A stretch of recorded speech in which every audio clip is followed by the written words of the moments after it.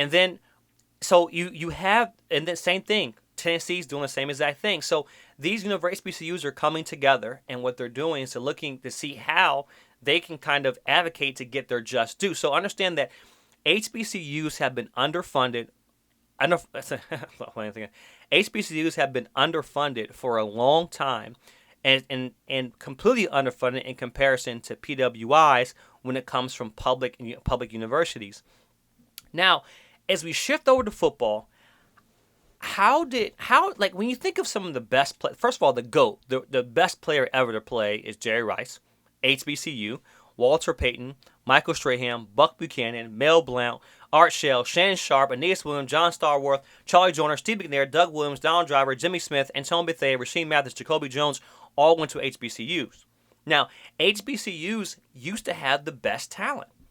They used to have the best talent, and the talent was exceptional there. Now, we think of Coach Paul Bear Bryant, right? One of the best coaches that we consider in college football, coached at Alabama. When he was coaching in the during the 60s and 70s, they used to be a powerhouse.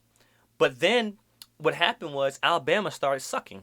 They started pretty much being 500%, 500% every year, and they realized that their talent wasn't there. But what Bear Bryant, the Alabama head coach, right? What he noticed was there was a huge talent difference in these HBCU leagues versus the NCAA, because once again it was still segregated. The blacks couldn't play at PWIs, and the gameplay back then, you got to think 1965. Your parents, you know what I'm saying? Some of your parents were born on that time period, or some of your parents and grandparents played during that, watch football during that time period. Shoot, Shannon, like you think of Shannon Sharp, he went to HBCU. And this is the only opportunity for some black athletes. Now Shannon Sharp's not that old, right? But this is the opportunity for a lot of black athletes. Was the HBCU, that was it, and the talent level was there. You think of NFL now. NFL now is over 70% African American black. So you have the talent level in college just as good. It was the same. It represented that. And then, so what did Bear Bryant do? Bear Bryant then said, hey, you know what?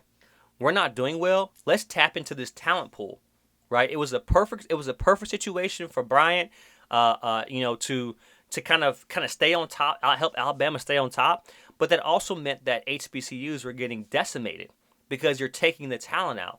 And the idea that the HBCUs truly being talented was just a myth, because the talent was getting stripped from the top talent was getting stripped from the HBCUs and going to like these top PWIs who can afford them, who can pay for them, who can give them what they want. I say that it's important because just like you see athletes right now, they're not going to school because they really want to go there. They're going to school because they're NIL. Some of them are going to school because they're NIL deal. I hate to say it, but for a lot of black people, if you put a price on their head, they'll forget what they stand for. And I'm not mad. If you wanna go to a PWI and make a better living for your family, I completely get that. And that's a lot of weight to put on a college athlete, whose family comes from nothing.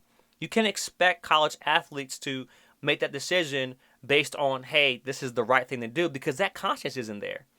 These are 17, 18-year-old kids who are just trying to figure out life, and to put that type of pressure on them, that's why I see a lot of athletes who go through the NFL, they start giving back to HBCUs when they get that certain status. So the NBA has been great at giving back to NFL. I'm not sure how well they give back, but NFL has done exceptional as far as, NBA has done exceptional as far as giving back to HBCUs. That's a different platform. Some guys jump straight from college, straight from high school, and they give back to HBCUs.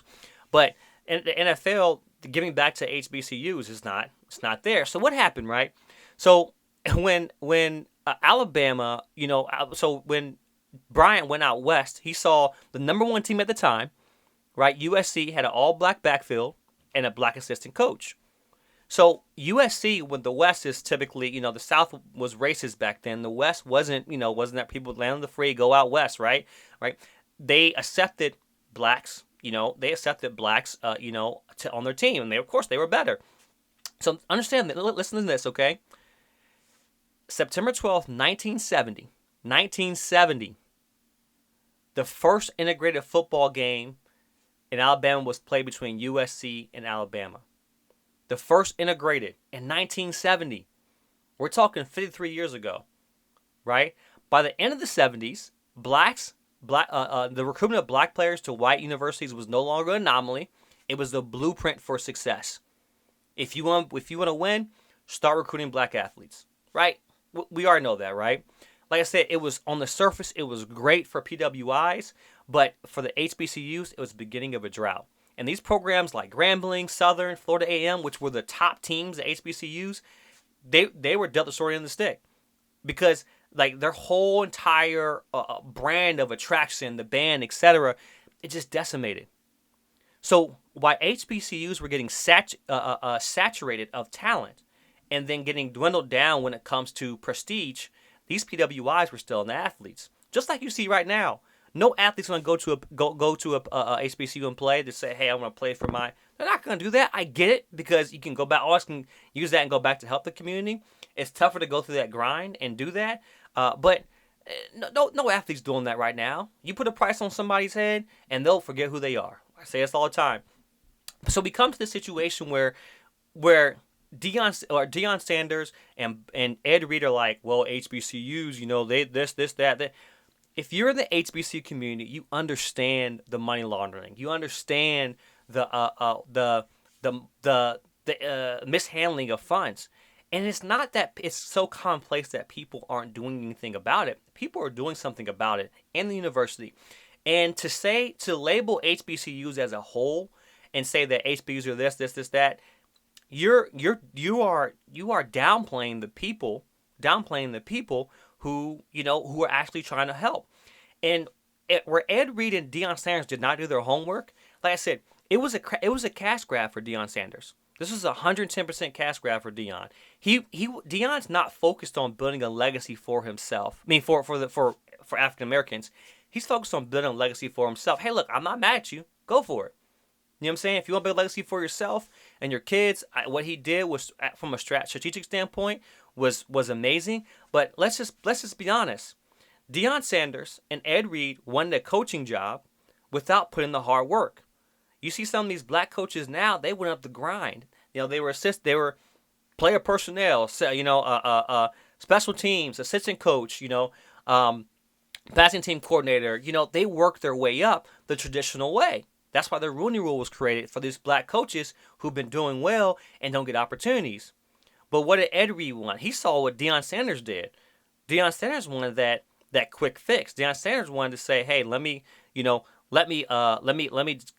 to work up the tree and coach under somebody because I feel like I'm a coach or whatever. He went to Jackson State, got a lot of talent there. By the way, Jackson State lost twice to the MEAC, and then he went to Colorado. Right? And he got a head coaching job at Colorado. Florida State doesn't necessarily have a problem with grabbing top recruits. Right? Florida State isn't a hotbed of, it's just the coaching that's there. Right? You're in a tough conference of coaching, right? And Florida State will get ahead. So when Florida State, there was the talks of Florida State giving him the job. You can't pitch him, hey, recruits come to Florida State anyway. And it's with the transfer portal. You can land athletes in the portal as well too with the big name. So I say that because they weren't aware. And hey, look, I understand they want to help out the community for a certain time period. But Ed Reed couldn't get a coaching job for a while, and then he wants to coach at Bethune. Now he's upset talking about the facilities. Of course they let him go.